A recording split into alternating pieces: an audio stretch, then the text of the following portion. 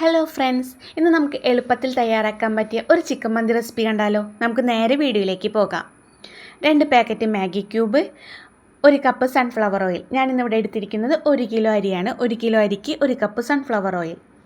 പിന്നെ ഒരു വലിയ ക്യാപ്സിക്കം ചെറുതായി അരിഞ്ഞത്, ഒരു പിടി മല്ലിയില ചെറുതായി അരിഞ്ഞത്, ജിഞ്ചർ ഗാർലിക് പേസ്റ്റ്, ഒരു വലിയ ഇഞ്ചിയും 12 അല്ലി വെളുത്തുള്ളിയുമാണ് ഞാനിവിടെ എടുത്തിരിക്കുന്നത്. ഇനി ഇതെല്ലാം തന്നെ നന്നായി നമുക്കൊന്ന് കൈവച്ച് മിക്സ് ചെയ്യണം കേട്ടോ. നമ്മളിട്ട മാഗി ക്യൂബ് ഉണ്ടല്ലോ, അത് നന്നായി പൊടിഞ്ഞ് ചേരണം. കട്ടയൊക്കെ എടുക്കാണ്ട് നന്നായി പൊടിഞ്ഞ് ചേരണേ. അപ്പോൾ നന്നായി മിക്സ് ചെയ്തതിന് ശേഷം നമുക്കിനി ഇതിലേക്ക് സ്പൈസസ് ചേർക്കാം. ഗരം മസാല പൊടിക്കാത്തതുണ്ടല്ലോ, അതിൻ്റെ സ്പൈസസ് ഈ ഗ്രാമ്പു, കറുവാപ്പട്ട, ഏലക്കായ, കുരുമുളക്, ബേ ലീഫ് എന്നിങ്ങനെ എല്ലാ സ്പൈസസും നമ്മളിതിലേക്ക് ഇട്ട് കൊടുത്തിട്ടുണ്ട്. ഇനി നമുക്ക് വേണ്ടത് ഒരു മീഡിയം സൈസ് സവോള ചെറുതായിട്ട് അരിഞ്ഞതാണ്. അതിന് ശേഷം ഞാൻ ഇതിലേക്ക് സവോള ഇട്ട് കൊടുത്തേ. പിന്നെ നമുക്കിതിലേക്ക് ചേർക്കാൻ പോകുന്നത് 1 ടേബിൾ ടീസ്പൂൺ പെരിഞ്ജീരകം, വലിയ ജീരകമില്ലേ, പെരിഞ്ജീരകം നമ്മൾ ഇട്ട് കൊടുത്തിട്ടുണ്ട്.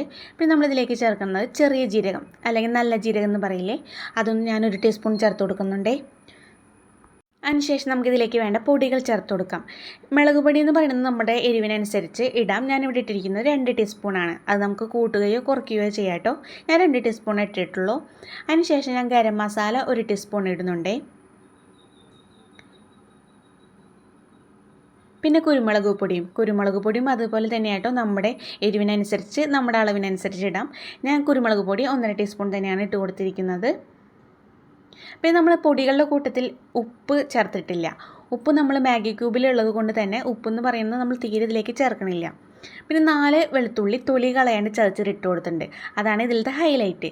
പിന്നെ ഞാൻ ഈ ചേർക്കുന്ന ഫുഡ് കളർ ഉണ്ടല്ലോ, അത് തികച്ചും ഓപ്ഷണലാണ്, നിർബന്ധമില്ല കേട്ടോ. പിന്നെ ഞാനിന്ന് ഇവിടെ എടുത്തിരിക്കുന്നത് 2 കിലോ ചിക്കനാണ്. ചിക്കൻ നമ്മൾ മന്തിക്കായി തയ്യാറാക്കുമ്പോൾ സ്കിന്നോട് കൂടിയുള്ളതാണെങ്കിലായിരിക്കും ടേസ്റ്റ് കൂടുതൽ കേട്ടോ. എനിക്കിന്ന് സ്കിന്നില്ലാത്ത ചിക്കനാണ് കിട്ടിയിരിക്കുന്നത്. നമ്മളിതേപോലെ വലിയ കഷ്ണങ്ങളാക്കിയിട്ട് വേണം മന്തിക്ക് വേണ്ടി ചിക്കൻ എടുക്കാൻ.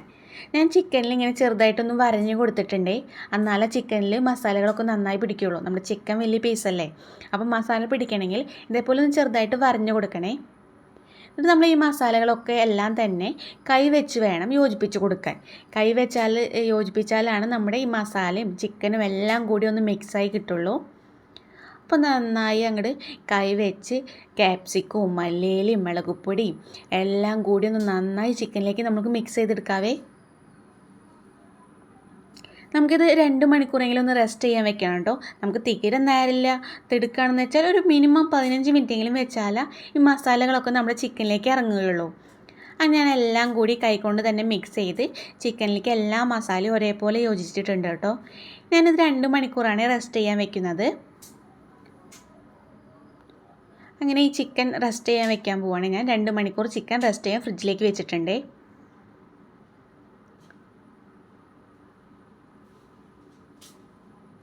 അങ്ങനെ നമ്മുടെ ചിക്കനൊക്കെ 2 മണിക്കൂർ മസാലയിൽ ഇരുന്ന് നന്നായി അങ്ങോട്ട് മസാല പിടിച്ച് വന്നിട്ടുണ്ട് കേട്ടോ. ഇനി നമുക്ക് ഫ്ലെയിം ഓണാക്കി 10 മിനിറ്റ് ഹൈ ഫ്ലെയിമിൽ വേണം ചിക്കൻ വേവിക്കാൻ. ആ 10 മിനിറ്റിൽ 5 മിനിറ്റ് ചിക്കൻ്റെ ഒരു പുറവും അടുത്ത 5 മിനിറ്റ് ചിക്കൻ്റെ മറുപുറവും വെച്ച് 2 പുറവും മാറി 10 മിനിറ്റ് ഹൈ ഫ്ലെയിമിൽ വേവിച്ചെടുക്കുക. അതിനുശേഷം 15 മിനിറ്റ് ലോ ഫ്ലെയിമിൽ വേണം ചിക്കൻ കുക്ക് ചെയ്യാൻ. ആ 15 മിനിറ്റ് നമ്മൾ ഇടയ്ക്ക് ചിക്കൻ്റെ എല്ലാ വശവും ഓരോപോലെ മറിച്ചിട്ട് കൊടുക്കണം. അല്ലെങ്കിൽ ചിക്കൻ്റെ എല്ലാ വശവും നമുക്ക് വെന്ത് കിട്ടില്ല, ഏതെങ്കിലും ഒരു വശമൊക്കെ വേവാതിരിക്കും. അതുകൊണ്ട് ഇടയ്ക്ക് ഒന്ന് എല്ലാ വശവും ഒന്ന് മറിച്ചിട്ട് കൊടുക്കണേ. പിന്നെ ഈ വരണ ഓയിൽ കണ്ട് ആരും പേടിക്കണ്ട കേട്ടോ, ഇത് നമുക്ക് വേറെ ആവശ്യത്തിനുള്ളതാണേ. ആ ചിക്കൻ വേവണ നേരം കൊണ്ട് നമുക്ക് റൈസ് തയ്യാറാക്കി എടുക്കാം. തിളച്ച് വന്നിരിക്കുന്ന വെള്ളത്തിലേക്ക് ഞാൻ 1 ടീസ്പൂൺ സൺഫ്ലവർ ഓയിൽ, 1 ചെറുനാരങ്ങയുടെ നീര്, ബാക്കി വന്ന സ്പൈസസ്, ഇത്രയും കാര്യങ്ങളാണ് വെള്ളത്തിലേക്ക് ഇട്ട് കൊടുത്തിരിക്കുന്നത്. ഞാൻ അരമണിക്കൂർ കുതിർത്ത് വെച്ച സെല്ല ബസ്മതി റൈസാണ് ഇവിടെ യൂസ് ചെയ്യുന്നത്. സെല്ല ബസ്മതി റൈസ് നമുക്ക് വേണമെങ്കിൽ ഗോൾഡൻ കളറുണ്ട്, വൈറ്റ് കളറുണ്ട്. ഞാനിവിടെ വൈറ്റ് കളറാണ് എടുത്തിരിക്കുന്നത്. വെള്ളത്തിലേക്ക് ഉപ്പിടുമ്പോൾ പ്രത്യേകം ശ്രദ്ധിക്കണേ, ചിക്കനിൽ നമുക്ക് ആവശ്യത്തിന് ഉപ്പുള്ളതാണേ. ഇനി വെള്ളത്തിലേക്ക് ഞാൻ അരി ഇട്ട് കൊടുക്കുകയാണ്. അരി നമുക്ക് 3/4 വേവായാൽ മതി. അധികം വെന്താൽ നമ്മുടെ മന്തി റൈസ് കുഴഞ്ഞു പോയി. അതുകൊണ്ട് 3/4 വേവിൽ വേണം നമ്മളത് ഊറ്റിയെടുക്കാൻ.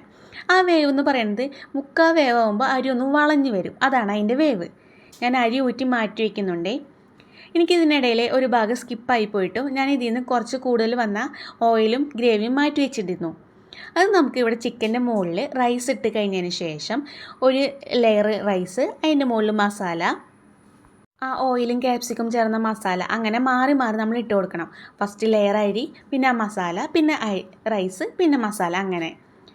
ഞാനിവിടെ റൈസിന് ഭംഗി കിട്ടാൻ വേണ്ടിയിട്ട് കളറും കൂടി ആഡ് ചേർക്കുന്നുണ്ട്.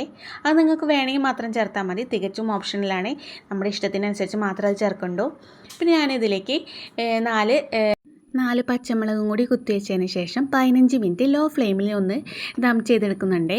ഇപ്പം നമ്മുടെ മന്തി നന്നായി സെറ്റായി വന്നിട്ടുണ്ട്. ചിക്കൻ ഇതിൽ നിന്ന് മാറ്റി വെച്ച് റൈസും മസാലയും കൂടി ഞാനൊന്ന് മിക്സ് ചെയ്തെടുക്കുന്നുണ്ട്. അങ്ങനെ ഇതാ വളരെ എളുപ്പത്തിൽ ഈസി ആയിട്ട് നമ്മുടെ ചിക്കൻ മന്തി ഇവിടെ റെഡി ആയിരിക്കുകയാണ്. എല്ലാവരും ഒരു വട്ടമെങ്കിലും ഒന്ന് ട്രൈ ചെയ്ത് നോക്കണേ. Thank you for watching my video.